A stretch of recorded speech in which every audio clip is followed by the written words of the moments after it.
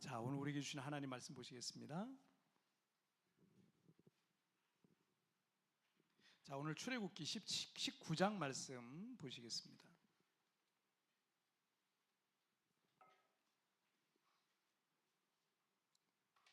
자, 출애굽기 19장 1절부터 6절. 자, 출애굽기 19장 1절부터 6절. 자, 출애굽기 19장 1절부터 6절 한 절씩 교독할 때 제가 1절 말씀 먼저 봉독해 올리겠습니다. 이스라엘 자손이 애굽 땅을 떠난 지 3개월이 되던 날 그들이 시내 광야에 이르니라. 그들이 르비딤을 떠나 시내 광야에 이르러 그 광야에 장막을 치되 이스라엘이 거기 산 앞에 장막을 치니 모세가 하나님 앞에 올라가니 여호와께서 산에서 그를 불러 말씀하시되 너는 이같이 야곱의 집에 말하고 이스라엘 자손들에게 말하라.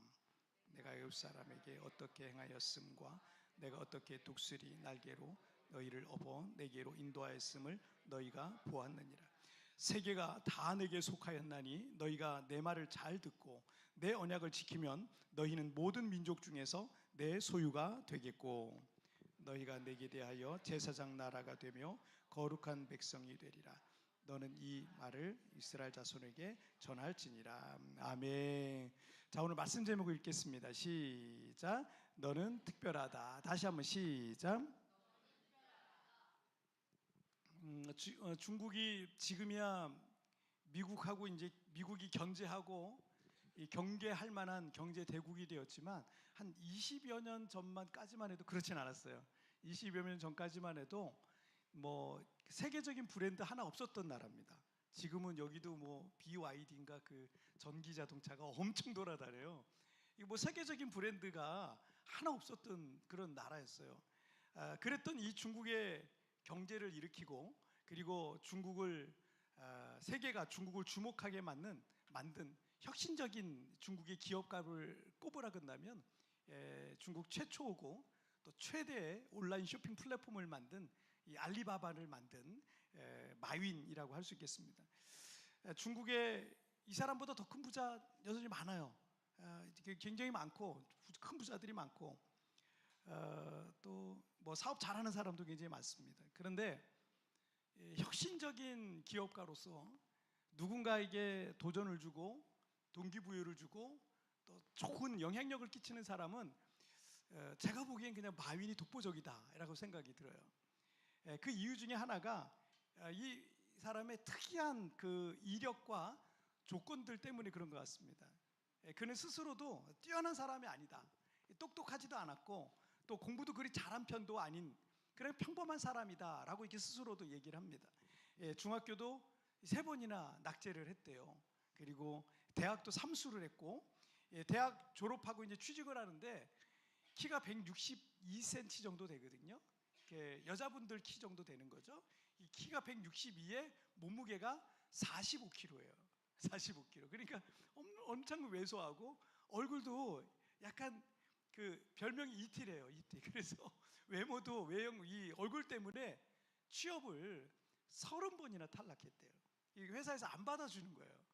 아무리 면접을 봐도 안 받아주는 거예요. 이 자신의 실패를 말하면서 그가 이렇게 말을 합니다. 우린 실패에 익숙해져야 됩니다. 우린 그렇게 잘나지 않았거든요. 이런 얘기를 하더라고요. 그 동네 이 사람 사는 동네에 맥도날드가 생겨가지고 그래서 그 25명이 지원을 했대요. 아르바이트로 지원을 했는데 24명이 합격하고 한 사람이 떨어졌는데 그 한 사람이 자기였다고. 25명을 원래도 뽑아도 되는 거였는데 얼굴 보고 안 뽑은 것 같기도 하고 그렇게 페널티 그런 어떤 불이익을 많이 본 사람이에요. 경찰에 그래 지원했대요. 경찰이 5명을 뽑는데 4명이 합격했대요. 1명이 떨어졌는데 그게 바로 자기였대요. 30번이나 회사에서 거절당한 그래서 실패할 수밖에 없는 그런 조건을 갖고 있었던 것이 마윈의 특이한 이력 중에 하나다라고 할 수 있습니다. 그가 이런 말을 해요. 포기하지 않으면 아직 기회가 있다. 포기하는 것이 가장 큰 실패다라고 했어요. 사람들은 이 특별하다라는 말을 할 때에는 이 로열 패밀리와 같은 그런 그 로열 패밀리와는 달리 그 일반적인 그 사람들 있잖아요. 그 일반적인 사람보다 더 잘났고 더 뭐 대단하고 더 특별한 능력을 갖고 있고 더 특별한 배경과 환경을 갖고 있는 그 사람을 가리켜서 말할 때 특별하다, 보통 이렇게 말을 하죠. 그러나 이 말은 수많은 실패와 거절을 경험했던 마윈이라는 사람이 직접 경험하고 실천해 본 말이에요. 그렇기 때문에 더 큰 울림이 있는 말인 것 같습니다. 그래서 이 마윈과 같이 많은 실패와 거절을 경험한 인생이 있다면 그도 역시 특별하다라고 할 수 있습니다. 그리고 그 인생의 깊은 실패와 좌절은 누군가에게 그 인생의 커다란 선물이 될 수도 있습니다. 자, 오늘 우리가 어떤 처지에 있든지 주님은 우리에게 너는 특별하다라고 이렇게 말씀을 하시고 있는데, 오늘 본문을 통해 주시는 두 가지 교훈을 한번 우리 좀 살펴보도록 하겠습니다. 첫째, 시작. 광야로 더 강해진다. 시작. 광야로 더 강해진다. 자, 우리나라 한반도에 언제부터 사람이 살기 시작했는지에 대해서는 잘 기록이 별로 없어요. 사실은 기록이 별로 없어서 이 최초의 이 고대 국가라고 할 수 있는 이 고조선이라 그래요. 고조선이라 그러는데 이 고조선의 어떤 건국과 역사에 대한 구체적인 기록이 사실은 없습니다. 없고 제대로 된 역사 기록은 우리나라 역사 기록 한 2000년, 2100년 정도밖에 안 돼요. 그게 제대로 된 역사 기록이고 그 이전의 기록에 대해서는 이 고조선 때죠. 그 이전의 기록에 대해서는 지금부터 700년 전 13세기 정도 되겠네요.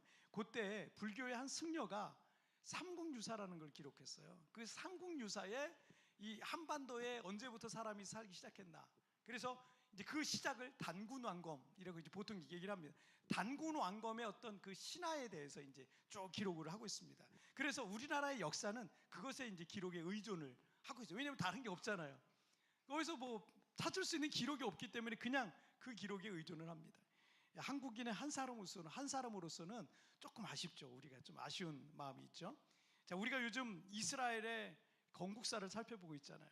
그런데 이스라엘의 건국사는 이 기록이 있어요. 어디에 있어요? 기록이 여기에 있어요. 3400년 전 기록입니다. 3400년 전 기록. 엄청나게 오래전 기록이죠. 3400년 전 기록이고 그 이상의 기록까지 창세기에 이제 기록되어 있죠.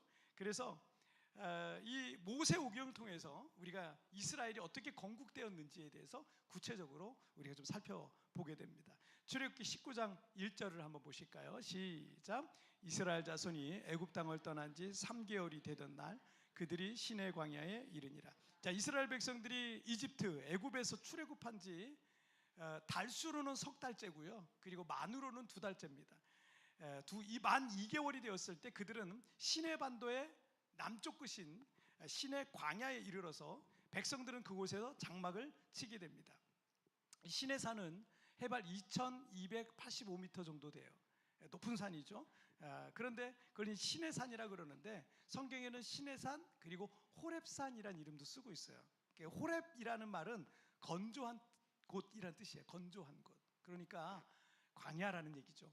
아무것도 없는 돌산이에요. 돌산. 아무것도 없는 그래서 생명도 살기가 어렵고 짐승도 살기가 없고 사람도 살기가 어려운 그런 지역인데 이곳에서 하나님의 특별한 돌보심과 은혜가 없이는 살 수 없는 곳이 광야라는 곳입니다. 자, 그들은 그곳에 약 1년 가까이 머물게 됩니다. 그리고 그곳에서 10여 명을 비롯한 하나님의 말씀 율법을 받게 됩니다. 율법이라는 것은 이 하나님의 말씀에 의해 통치되는 신정왕국, 신정국가의 백성들이 지켜야 될 헌법과 같은 게 이 율법이에요.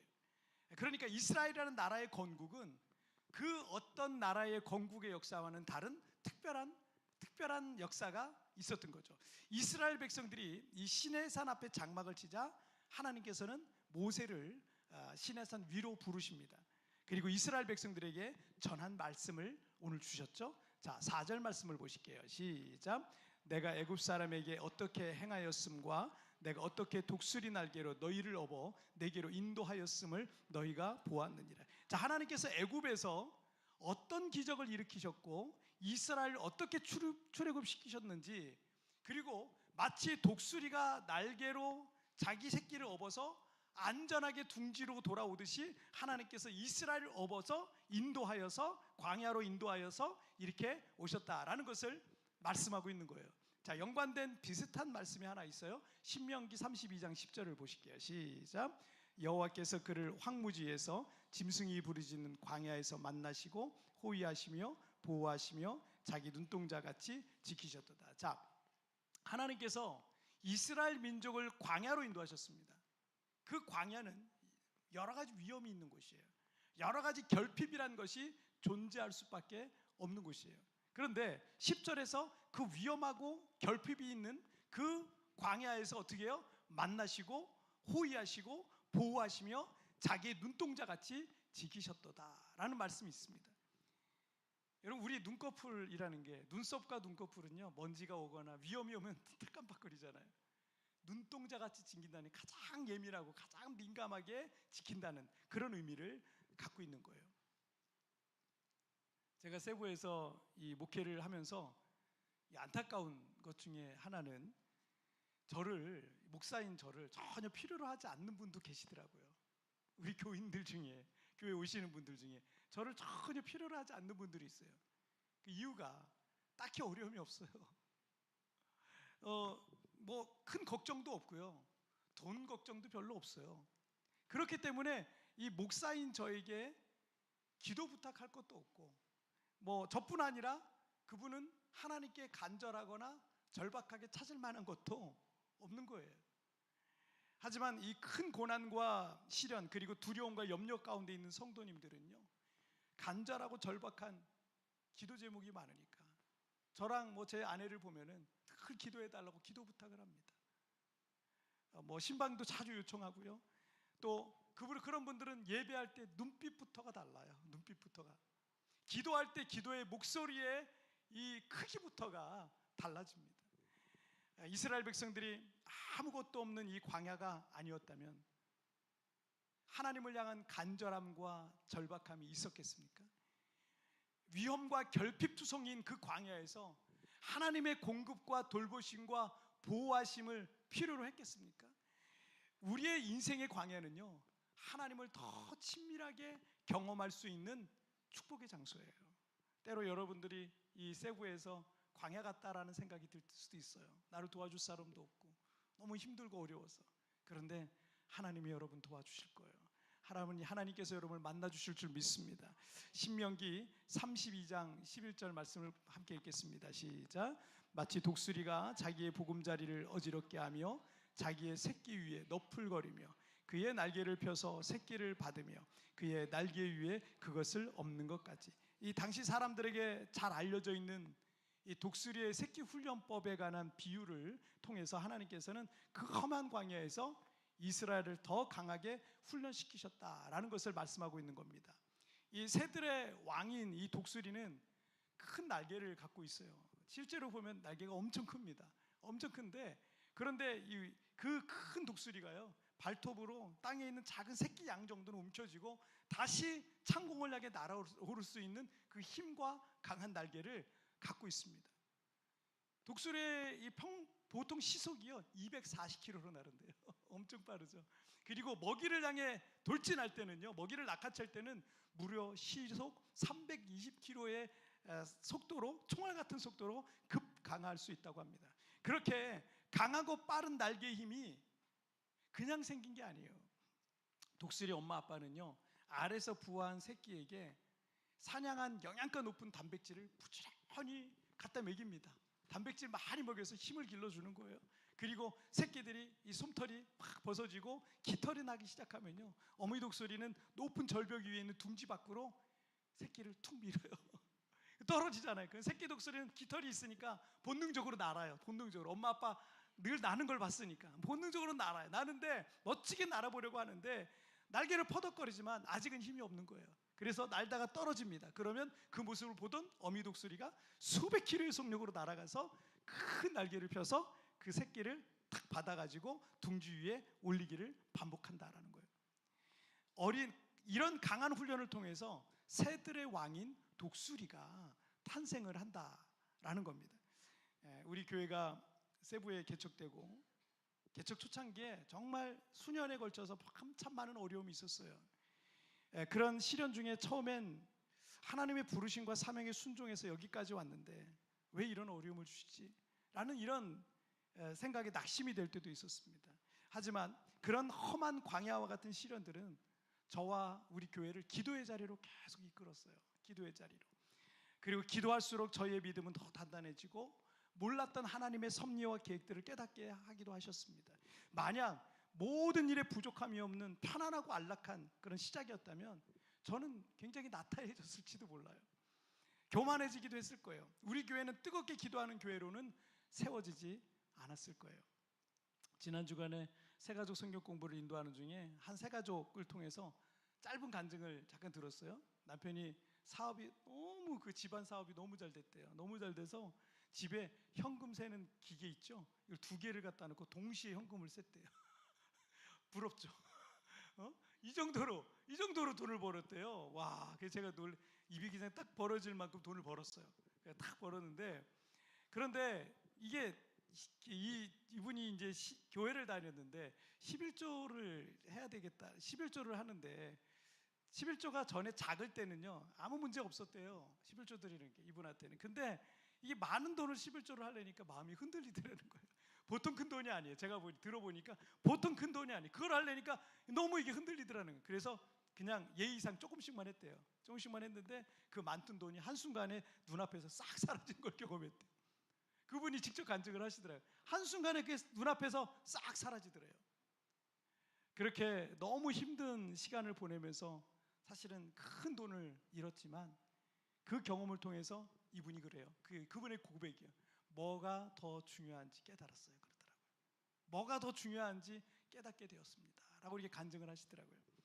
우리 교회 성도들 중에도 간혹 험악한 이 광야와 같은 인생을 경험하는 경우가 있습니다.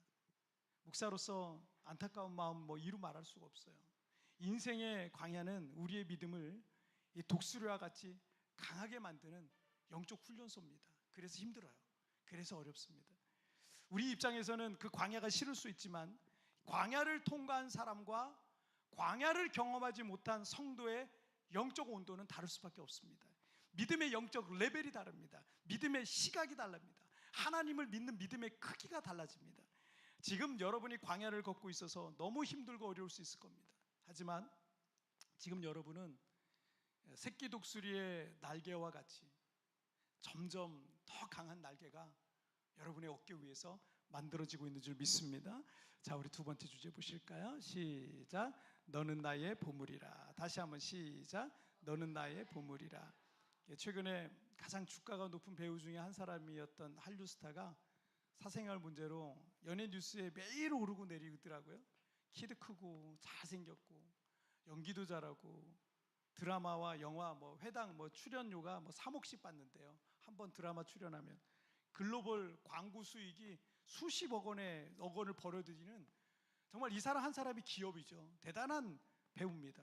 앞으로도 10년, 20년은 그 전성기를 계속 이어갈 듯한 그런 사람으로 보여집니다. 그거 해명하려고 인터뷰 나왔는데 잘생겼더라고. 굉장히 슈트를 입고 딱 잘생겼어. 아이고 잘생겼네. 이런 생각이 들더라고. 그런데 여러분이 잘 알듯이 이 사람이 12살이나 어린 미성년자 이성교제를 비롯한 인성적인 여러 가지 문제들로 인해서 지금 이제 한순간에 이제 나락으로 갔잖아요. 대중들은 더 이상 그를 귀히 여기지 않아요. 대중의 사랑을 먹고 살아야 한 연예인이 대중으로부터 외면받기 시작하고 도리어 도덕적으로 사회적으로 지탄을 받고 있는 그런 이제 대상이 돼버린 거예요. 이 사람이 연기를 못합니까? 키가 작고 잘생기지 않았습니까? 정말 부족함이 없는 어쩌면 모든 사람이 우러러볼 만한 완벽한 조건을 갖고 있는 거예요. 그런데 그게 전부가 아니었던 거예요. 그 외에 내면적이고 인격적이고 도덕적인 요소가 그 모든 외적 요소보다 더 중요하다라는 것을 이번 사건을 통해서 우리에게 가르쳐주고 있는 거예요. 그런데 오늘 본문에는 이 사실을 우리에게 동일하게 말씀하고 있습니다. 여러분 5절을 한번 보실까요? 시작. 세계가 다 내게 속하였나니 너희가 내 말을 잘 듣고 내 언약을 지키면 너희는 모든 민족 중에서 내 소유가 되겠고. 자, 모든 세계와 열방은 하나님의 소유물이다라는 거죠. 그런데 하나님께서 모세에게 이스라엘 백성들에게 가서 전하라 하신 말씀이 뭐예요? 너희가 내 말을 잘 듣고 내 언약을 지키면 너희는 모든 민족 중에서 내 소유가 되겠고 라고 말씀하고 있어요. 이미 세계와 열방이 내 소유물, 하나님의 소유물인데 모든 민족 중에서 너희가 내 소유가 되겠고 라는 말씀은 무슨 말일까요? 오늘 여기서 소유에 해당하는 히브리어는 세쿨라라는 단어를 쓰고 있는데 아주 귀중한 소유물, 매우 값진 소유물을 뜻하는 말입니다. 그래서 영어 번역본에도 보니까 너는 나의 보배로운 소유가 될 것이다, 이런 번역으로 기록되어 있어요. 모든 열방과 나라가 하나님의 소유물이지만 그 중에 이스라엘을 가장 보배로운 보물로, 빛나는 보물로 삼겠다라는 말씀입니다. 어떤 사람을 주님의 보배로 삼겠다는 말씀입니까? 하나님의 말씀을 생명처럼 여기는 사람, 하나님의 말씀이라면 절대 순종하는 사람, 하나님의 말씀을 자신의 인생의 매뉴얼로 믿고 따르는 사람, 그 사람을 모든 사람들 중에 가장 빛나는 주님의 보물로 삼겠다라는 것입니다. 우리가 두 번째 소주제를 시작하면서 한 연예인에 관한 이야기를 잠시 나눴지만 아무리 외적인 조건이 완벽하고 화려할지라도 내면적이고 인격적이고 도덕적인 부분에서 문제가 생기면 그 완벽하던 모든 외적 조건들이요 한순간에 아무 의미가 없어져요. 아무 의미가 없어져요. 대중들은 그를 외면하고 싫어하고 심지어 혐오하기까지 된다라는 겁니다. 여러분 AD 70년 로마에 의해서 이스라엘은 완전히 멸망하거든요. 그리고 약 1900년 동안 나라가 없이 유대인들은 유럽으로, 그 다음에 미국으로 이렇게 전 세계에 흩어져 살았습니다. 1900년 동안 나라가 없었어요. 1948년 이스라엘이 1900년 만에 독립해서 전 세계에 흩어져 있던 유대인들이 예루살렘으로 모이기 시작합니다. 모이기 시작해서 그들이 이스라엘로 돌아와서 독립이라는 걸 하게 됩니다. 우리 한반도의 국호, 우리 한반도에서 있었던 나라의 국호, 고조선, 고구려, 신라, 백제, 조선 이런 게 있었잖아요. 우리나라만 해도 이 2000년의 역사만 해도 나라가 계속 바뀌었는데 이스라엘은요 4000년이나 지금까지 똑같은 이름을 쓰고 있어요. 이름이 바뀌질 않습니다. 똑같은 이름을 쓰고 있습니다. 이런 역사 자체만으로도 놀랍고 신기하다라는 생각이 들 정도예요. 전 세계 유대인의 인구는 약 2천만 명 정도 됩니다. 절반은 지금 예루살렘 이스라엘 땅에 살고 있어요. 그리고 나머지는 유럽과 미국에 많이 살고 있는데 특별히 미국에 굉장히 많이 살고 있습니다. 760만 명 정도에 이르는 유대인이 미국에 살고 있습니다. 미국 인구의 2.4%예요. 소수 민족이죠. 미국 전체 인구에 비하면 적지만 그래도 한 760만 명 정도가 미국에 산다고 하는데, 그런데 놀라운 것은 2.4%밖에 안 되는 이 유대인들이요 미국의 100대 부자 중에 3분의 1이 유대인이에요. 100대 부자 중에 3분의 1. 그리고 노벨상 수상자의 3분의 1이 유대인이에요. 미국의 그 명문대라고 할 수 있는 이 아이비리그의 교수진 40%가 유대인입니다.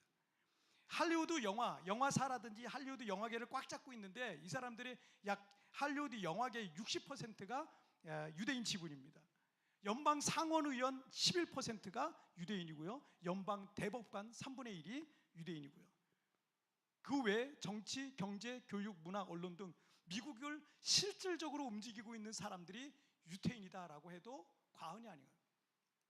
하나님께서 그들을 세계 모든 민족의 뛰어난 보배로운 나라가 되게 하시겠다는 언약의 말씀에 어쩌면 일부분일 수도 있어요. 물론 그렇다 할지라도 여러분 육적 이스라엘은 하나님의 말씀에 불순종해서 그 특권을 상실했습니다. 전 세계 곳곳에 있는 사람들이 유대교일지 크리스찬일지는 모르지만 어쨌든 그들은 그 특권을 상실했어요. 다만 하나님께서 당신이 하셨던 약속의 말씀이 있었기 때문에 오늘을 살아가고 있는 우리에게 성경 속에서 등장하는 이스라엘이란 이름이 욕되지 않게 아주 작은 은혜를 베풀고 있는 것일지도 모릅니다. 여러분, 갈라디아서 3장 7절 말씀 읽어볼게요. 시작. 그런즉 믿음으로 말미암은 자들은 아브라함의 자손인 줄 알지어다. 이 구약에서는 혈통적인 아브라함의 자손만이 이스라엘이라고 했지만 그 육적 이스라엘은 실패했습니다. 그런데 신약 시대로 넘어와서 갈라디아라고 하는 이방인 지역교회에 바울이 서신을 보내면서 믿음으로 말미암는 자들은 아브라함의 자손이라는 말씀을 하고 있습니다. 이것은 모든 믿음의 사람들이 이제 영적 이스라엘이 되었다라는 것을 우리에게 가르쳐주고 있는 거예요. 그래서 여러분들, 우리가 영적 이스라엘이다라는 걸 말해주고 있는 거죠. 그래서 출애굽기 19장 5절에서 너희는 모든 민족 중에서 내 소유가 되겠고 나의 보배로운 보물이 되겠고 라는 말씀은요, 영적인 이스라엘인 우리 모든 믿는 자에게 하시는 말씀이라는 겁니다. 이 사실과 비밀을 알고 믿는 사람들은요, 이제부터는 여러분들은 더 이상 평범하고 일반적인 사람이 아닌 거예요. 좋은 환경과 조건에서 자라온 사람들 특별할 수 있죠. 하지만 광야라는 험악한 곳을 통과하면서 이스라엘이 건국된 것과 같이 여러분의 인생이 남들과 다르고 또 때로는 큰 시련과 고난 속에서 하나님을 구하고 있는 인생이라면, 하나님을 찾지 않을 수밖에 없는 그런 찾지 않을 수 없는 인생이라면 하나님 안에서 여러분은 특별한 인생을 살고 있는 거예요. 근데 그 특별한 인생을 향해서 주님이 뭐라 그래요? 너는 나의 보물이다 라고 말씀하고 있는 거예요. 그러니 여러분, 남들처럼 평범한 삶을 살고 있지 않다고 해서 불평하거나 원망할 필요 없습니다. 왜 나는 저런 사람처럼 살 수 없을까? 왜 나는 저 사람들처럼 살 수 없을까? 나는 왜 꼭 이렇게 힘들게 살아야 되나? 나는 왜 이렇게 고달프게 살아야 되나? 나는 왜 이런 어려움을 겪어야 되나? 왜 우리 집에는 이런 일들이 있어야 되나? 그럴 수 있어요. 아이들도 그런 생각 가질 수 있고 어른들도 그런 생각 가질 수 있어요. 그런데 저는 특별하다고 생각해요. 오늘 말씀은 특별하다라고 말씀하고 있습니다. 인생에 남들이 겪지 않아도 될 만한 힘든 일을 경험하고 시련의 광야를 통과해야 한다고 나만이 불행하다 생각하지 마세요. 여러분은 남들이 경험하지 못하고 있는 특별한 삶을 경험하고 있는 것입니다.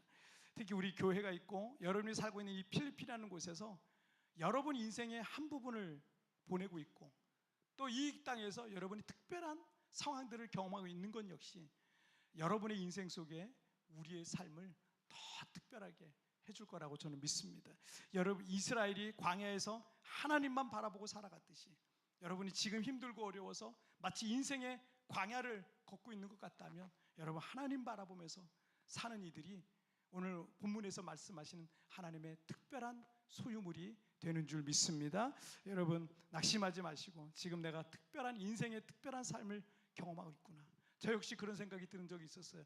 왜 내가 필리핀에 와서 목회를 해야 되지? 이런 생각이 든 적이 있어요. 나도 한국에서 그냥 친구들처럼 평범하게 이렇게 좀 목회하고 또 한국에서 그렇게 생활하면 안 되나? 이런 생각을 한 적이 있었어요. 그런데 저는 너무 감사해요. 지금은 한국에서 제 인생의 반을 살았다면 나머지 반을 지금 제가 필리핀에 살고 있는데 이 땅에서 저는 특별한 삶을 또 특별한 경험들을 이곳에서 하고 있어서 저 너무 감사합니다.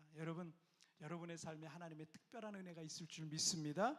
자, 오늘 말씀 정리해 볼게요. 두 가지 말씀. 시작. 광야로 더 강해진다. 너는 나의 보물이라. 다시 한번 시작. 광야로 더 강해진다. 너는 나의 보물이라. 여러분, 그 광야를 지낼 때는 힘들고 어려워서 불평이 나올 수밖에 없어요. 왜 나만 이렇게.